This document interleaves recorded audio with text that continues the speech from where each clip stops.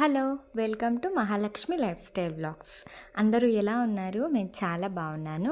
మీరు చాలా బాగుండాలని మనస్ఫూర్తిగా కోరుకుంటున్నాను. ఇవాల్టి వీడియో మన కర్నూలు ట్రావెలింగ్ వీడియో అండి. సో మనం కర్నూలుకి వెళ్ళినప్పుడల్లా కొండారెడ్డి ముంజు ఆపోజిట్ రోడ్లో ఇలా స్ట్రీట్ రోడ్ కనిపిస్తూ ఉంటుంది. అక్కడ మంచి హోటల్ అనేది ఉంటుందండి. One of the my favourite hotel వచ్చేసి ఇదే అండి. ద హిందుస్థాన్ హోటల్ అని ఉంటుంది. మీరు ఆ స్ట్రీట్ లోపలికి వెళ్తుంటేనే ఎవరినైనా అడిగితే ఖచ్చితంగా వాళ్ళు మీకు చూపిస్తారు. మన రైట్ సైడ్కే ఆ హోటల్ వస్తుందండి. మా వారికి నాకు ఎంతో ఇష్టమైన డిష్ దీనిలో ఉందండి. అదే చికెన్ పటాకా, తర్వాత హైదరాబాద్ బిర్యానీ. చాలా మంచిగా ఉంటుందండి. అసలు కర్నూలులో నేను ఇంతవరకు ఎక్కడ కూడా టేస్ట్ చేయలేదు. టేస్ట్ చేసిన దానిలో ఇది మాత్రం ఒక బెస్ట్ ప్లేస్ అని చెప్పొచ్చు. ఫ్యామిలీ రెస్టారెంటే ఇది కూడా. చాలా మంచిగా ఉంటుంది, పీస్ఫుల్గా ఉంటుంది. అసలు అంత హడావిడి ఉండదు, ఓన్లీ లంచ్ టైం తప్ప. చూడండి, ఇదే మా చికెన్ పెటాకా అనేది ఉంటుంది. ఒక ప్లేట్ వచ్చేసి 230 సంథింగ్ ఉంటుంది. దాంతోపాటు పరోటాలకైనా రోటీస్కైనా ఇది మంచి కాంబినేషన్ రెసిపీ అండి.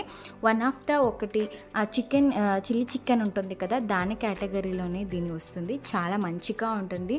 చికెన్ లవర్స్ అలాగే స్పైసీని ఇష్టపడే వాళ్ళు ఖచ్చితంగా ఈ రెసిపీని ట్రై చేయొచ్చండి.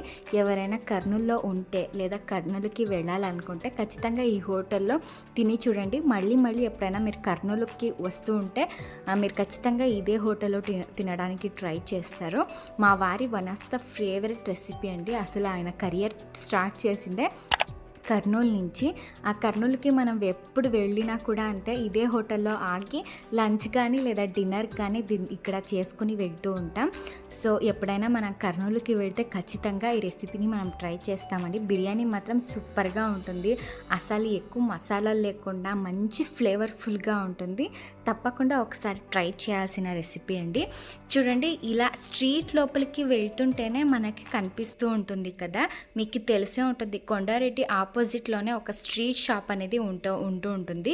దీని లోపల ద్వారా వెళ్తే ఆ హోటల్ ఖచ్చితంగా దొరుకుతుందండి. ఒకసారి కర్నూలుకి వెళ్తే ఖచ్చితంగా మీ షాపింగ్ ఎవరికైనా వెళ్తే ఖచ్చితంగా ఈ హోటల్లో ట్రై చేయండి.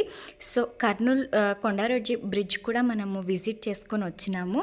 దీన్ని 12th సెంచురీలో అప్పటి విజయనగర సామ్రాజ్యం ఏముందో వాళ్ళు నిర్మించారండి. 1530లో దీన్ని నిర్మించారు. సో పూర్తి అయింది వచ్చేసి 534లో ఇది పూర్తి అయిందన్నమాట. సో తర్వాత శతమానంలో దీన్ని 17th సెంచురీలో అప్పటి నవాబులు ఎవరైతే ఉన్నారో వాళ్ళు దీన్ని ఆక్రమించుకున్నారు. అప్పుడు కొండారెడ్డి అయిన లాస్ట్ కింగ్ అన్నమాట, ఆలంపుర వాళ్ళని ఇక్కడ అరెస్ట్ చేసి బంధించారు. అప్పటి నుంచి దీనికి కొండారెడ్డి బ్రిడ్జ్ అనేది వచ్చింది.